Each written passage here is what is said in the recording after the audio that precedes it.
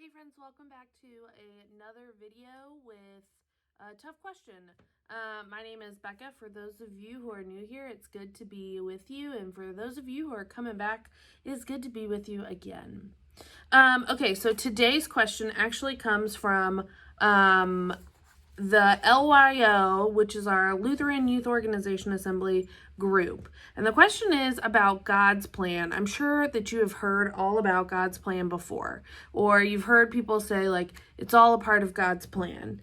And I'm one of those people. I grew up hearing that all the time. Those were words that often were used to give me comfort or reassured me or made me feel like I wasn't alone, right? That what I was going through wasn't a hard thing, that wasn't without God's love present. And while that's true, I think God's plan might be different the way I describe that now. So the question is, does God have a plan for our lives individually, or does God have a plan for humanity? And I think the answer to both of those things is yes. But I think that God's plan for humanity is a part of our plan as people. So let's start with what is God's plan? I think God's plan was Jesus. I think we talk about God, we know who God is through Jesus, right? We know who God is because of the way Jesus loved people.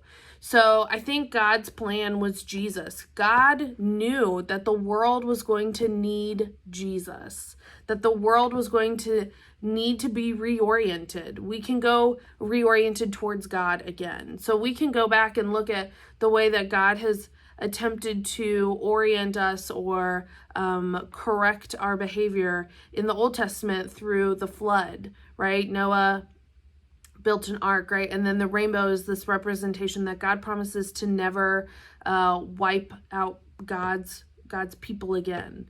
And so that is the time that this happens again, or the way that God tries to orient us towards God, is through Jesus. So what did Jesus do, right? What was the example that Jesus did, right? Jesus died on the cross and for us, and that redeeming love for the world was God's plan.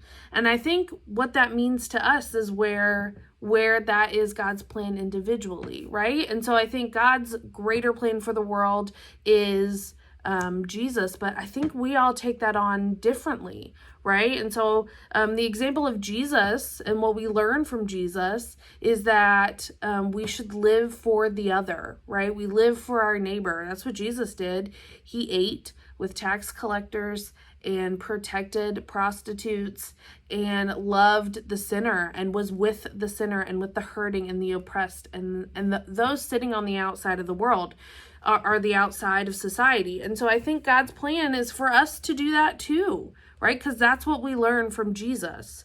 So then if we're thinking about if God's plan is Jesus, and how do we respond to that? What are we taught from that? Is that we are supposed to love and live for the other. Martin Luther talks about that in the uses of the law, which if you're curious about, feel free to reach out. I'd be happy to talk more about that. But one of the uses of the law is to live for the other, right? And the way that we live into the gospel is to live for those who need it, and who are in need, and for the people around us. And so instead of living for ourselves, living for what we want, we live for what is good for creation, what is good for community, what is good for our friends and our family and maybe our enemies, right? So not maybe, it is like living for the other, even for our enemies. And so what does that mean to us personally? Right? That's vocation. What is the way in which we live for the other? How does that live into our call and our vocation as people? And so think about what you're passionate about, how you live into your God-given gifts. I think that is how we live into and how we see God's plan at work. God's movement in the world is through Jesus, and how we respond to Jesus's life, death, and resurrection, and God's redeeming love for the world. So I don't know that I could summarize that in a sentence, but I think that's it, right? We live into who we were created to be. And that is living into our gifts and using our God-given gifts to live and love our neighbors and the people around us. And I think that's God's plan, and that's the kingdom here on earth, is us living into who we were created to be, to love one another. So I think that can be a part, and that is to say, even in the struggle, even in the hard things where we feel like we're alone or we're looking for comfort, it very much can be a comfort to say that, like, this is a part of God's plan. And how do I respond? How do we live into who God created us to be? How do we live in response to God's redeeming love for us? And how do we live that for the other? So yeah, I don't know that totally answers every part of that question, and I'd be interested to have more conversation about it. It's a big topic, and so I think if we talk about God's plan through Jesus, God's plan as Jesus, I think that's where I land.